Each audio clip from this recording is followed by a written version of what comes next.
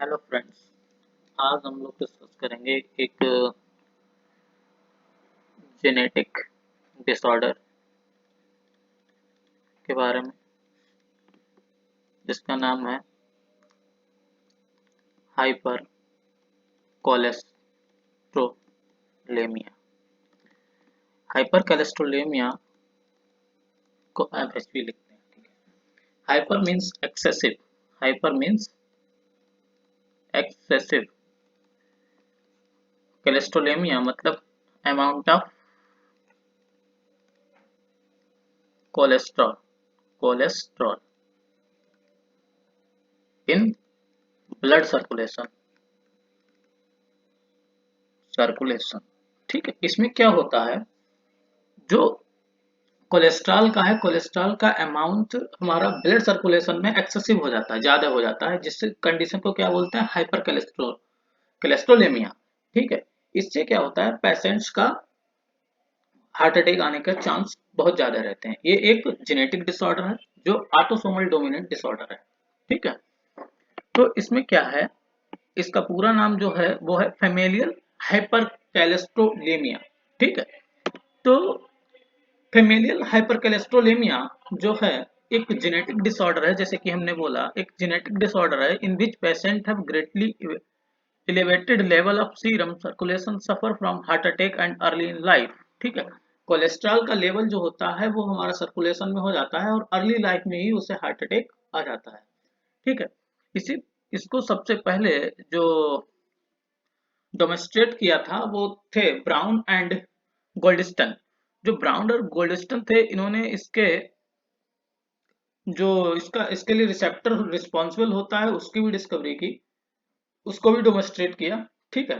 तो Brown and Golden found that the cell that these patients are unable to internalise LDL form of extra cellular fluid. मतलब जो LDL होता है, LDL क्या होता है, एक लो डेंसिटी लिपिड मॉलिक्यूल या लिपोप्रोटीन्स होती हैं, जिनके अंदर क्या होता है अभी हम नीचे डिस्कस करेंगे, ठीक है। एलडीएल को जो ये पेशेंट्स होते हैं उनके जो एलडीएल पार्टिकल हैं वो इंटरलाइज नहीं हो पाते हैं, ठीक है।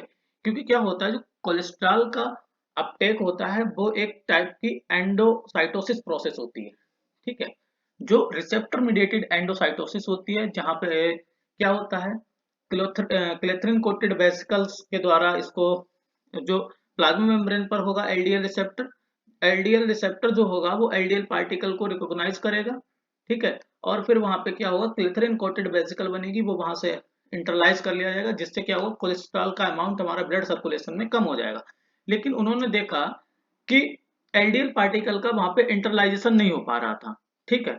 जिससे क्या हुआ कि high level of cholesterol circulation में एक्यूमुलेट होने लगा, जिससे क्या कंडीशन डेवलप हुई, फेमिलियल हाइपर कोलेस्ट्रोलेमिया, ठीक है। जिससे इंसान के अंदर या किसी भी ह्यूमन बींग्स के अंदर हार्ट अटैक होने के चांस बहुत ज्यादा बढ़ गए, ठीक। तो क्या है, जो एलडीएल पार्टिकल है वो क्या होती है, यहाँ पे इन्होंने बोला है cholesterol is transported through the blood stream in the form of lipoprotein. जो कोलेस्ट्रॉल होता है वो ब्लड स्ट्रीम से लिपोप्रोटीन पार्टिकल के फॉर्म में सर्कुलेट करता है, ठीक है, या फ्लो करता है या ट्रांसपोर्ट होता है, ठीक है। तो इनको क्या बोलते हैं, इनको बोलते हैं LDL particle, low density lipoproteins, ठीक है। तो ये लो डेंसिटी लिपोप्रोटीन्स का एक स्ट्रक्चर दिखाया गया है, ये किस किस से मिलकर बना होता है वो देख लेते हैं, ठीक है। तो जो एलडीएल पार्टिकल है वो बना होता है 1500 मॉलिक्यूल ऑफ कोलेस्ट्रॉल्स ईस्टर्स। जो कोलेस्ट्रॉल्स के ईस्टर होते हैं, मतलब कोलेस्ट्रॉल के जो ईस्टर होते हैं उनके 1500 मॉलिक्यूल से बना होता है, 1500 मॉलिक्यूल से, ठीक है। जो ऑयली कोर बनाते हैं, जैसे कि यहाँ पे जो रेड कलर का ये दिख रहा है, ये हमारे क्या है, ये कोलेस्ट्रॉल ईस्टर हैं, ठीक है। जो क्या बनाते हैं, ऑयली कोर बनाते हैं, ठीक है। The core is surrounded by a coat containing 500 molecule of cholesterol, ठीक है। जो ये मॉलिक्यूल है, ये जो येलो कलर के दिखा रहे हैं, ये 500 मॉलिक्यूल जो कोर है इसको सराउंड किए होते हैं कोलेस्ट्रॉल के मॉलिक्यूल। इसके बाद आ जाता है 800 मॉलिक्यूल ऑफ फास्फोलिपिड्स। जो ब्लू कलर के दिखाई दे रहे हैं ये हमारे फास्फोलिपिड्स हैं, जो ब्लू कलर के दिखाई दे रहे हैं, ठीक है। ये हमारे फास्फोलिपिड्स हैं, ये भी कोर मॉलिक्यूल को सराउंड कर होते हैं इसके साथ में। And one molecule of apoprotein B100, से एपोलिपोप्रोटीन B100 भी कभी कभी बोलते हैं इसको, शॉर्ट फॉर्म में ऐसे लिखा होता है एपोबी, ठीक है, एफओबी। तो एपोप्रोटीन B100 का एक मालिक्यूल जो हमारा पर्पल कलर का, ये यहाँ पे तुमको डिफरेंट डिफरेंट मालिक्यूल नहीं, ये पूरा एक ही सराउंड किए हुआ है इस पूरे कोर पार्टिकल को, ठीक है। तो जो पर्पल कलर का दिख रहा है ये हमारा क्या है, एपोप्रोटीन B100। ये करता है लिगेंड का काम। जो ये लिगेंड का काम करता है, जिससे क्या होता है, जो एलडीएल का रिसेप्टर प्लाज्मा मेम्ब्रेन पे प्रेजेंट होता है उस पर ये आसानी से जाके बाइंड कर जाता है और इंटरलाइज कर लिया जाता है, ठीक है। लेकिन होता क्या है, जो रिसेप्टर है, क्यों हाइपरकैलेस्ट्रोमिया काज होती है, कि होता क्या है, इसके रिसेप्टर में म्यूटेशन देखने को मिलता है, ठीक है। क्या होता है, कभी कभी इसके जो जो पेशेंट्स होते हैं उनमें क्या होता है, जो इसका इंटरनलाइजेशन सिग्नल हो, जैसे कि ये प्लाज्मा मेम्ब्रेन है, इस पे ये प्रेजेंट है हमारा क्या, ये हमारा प्रेजेंट है रिसेप्टर, ठीक। ये हमारा क्या प्रेजेंट है, एलडीएल रिसेप्टर।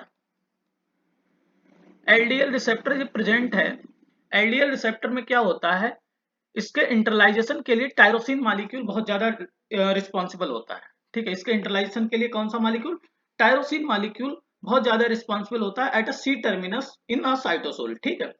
तो क्या होता है, जो टायरोसिन मॉलिक्यूल का म्यूटेशन हो जाता है तो वहां पे सिस्टीन आ जाता है। तो फिर क्या होगा, इससे ये जो इंटरनाइजेशन सिग्नल पूरा यहाँ पे जो येलो कलर में दिखाया गया है, tyrosine, valine, proline, asparagine, aspartic acid and phenylalanine, ठीक है। तो ये क्या जो है, यहाँ पे टायरोसिन में अगर म्यूटेशन हो जाता है और सिस्टीन आ जाता है, ये एक स्टडी केस है, वो यहाँ पे दिखाया गया है, ठीक है। तो होता क्या है, इंटरनाइजेशन एलडीएल प्रोटीन का नहीं हो पाता, जो ब्लड सर्कुलेशन में मूव कर रही है एलडीएल प्रोटीन, इन कोलेस्ट्रॉल किसके फॉर्म में मूव करता है, एलडीएल प्रोटीन के फॉर्म में मूव करता है, ठीक है। तो ये जो है, ये इंटरलाइजेशन नहीं कराने देता है, ठीक है। और जो इसका एंड टर्मिनल होता है वो एलडीएल बाइंडिंग डोमेन होता है। क्या होता है, एलडीएल बाइंडिंग डोमेन होता है। तो एलडीएल प्रोटीन जो है, वो रिसेप्टर पे दो तरह से बाइंड नहीं कर सकती, या तो वो एलडीएल बाइंडिंग डोमेन के साथ बाइंड ना करे, ठीक। और दूसरी कंडीशन ये हो सकती है कि वो इंटरलाइज ना हो, बाइंड तो कर जाए लेकिन इंटरलाइजेशन उसका ना हो। अब इंटरलाइजेशन कैसे नहीं होगा, जब हम जो इसका इंटरलाइजेशन सिग्नल है इसमें म्यूटेशन कर दें तो क्या होगा, एलडीएल प्रोटीन का इंटरलाइजेशन नहीं होगा। जब इंटरलाइजेशन नहीं होगा तो वो रहेगा तो फिर कहाँ, ब्लड सर्कुलेशन में ही, ठीक है। तो जिससे क्या होगा, वहां पे कोलेस्ट्रॉल का अमाउंट हाई रहेगा ऑल टाइम, जिससे कंडीशन क्या क्रिएट हो जाएगी, हाइपर कैलेस्ट्रोलेमिया, ठीक है। तो एल दो कंडीशन है हाइपर कोलेस्ट्रोमिया के होने की, हाइपर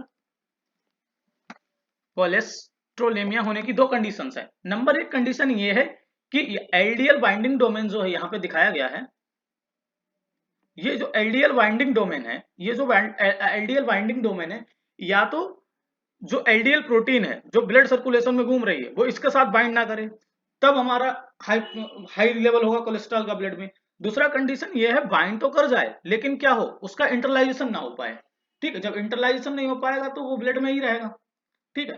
तो इससे क्या हो जाएगा, इससे हमारा कोलेस्ट्रॉल का लेवल बहुत ज्यादा हाई हो जाएगा, ठीक है। तो ये होता है, ये डिजीज है हाइपर फैमिलियल हाइपर कोलेस्ट्रोलीमिया, ठीक है। जिससे अर्ली एज में ही हार्ट अटैक होने के चांस हो जाते हैं। और दूसरी कंडीशन ये भी बताई मैंने कि ये एक autosomal genetic dominant genetic disorder है, जो पेशेंट से अपने मतलब जो पेरेंट्स से अपने सन्स में जाता है, ठीक है, इनहेरिटेड होता है। तो ये था हमारा hyper cholesterolaemia. Please watch and like subscribe my channel. Thank you friends, और नेक्स्ट वीडियो में हम किसी नेक्स्ट डिसऑर्डर के बारे में डिस्कस करेंगे।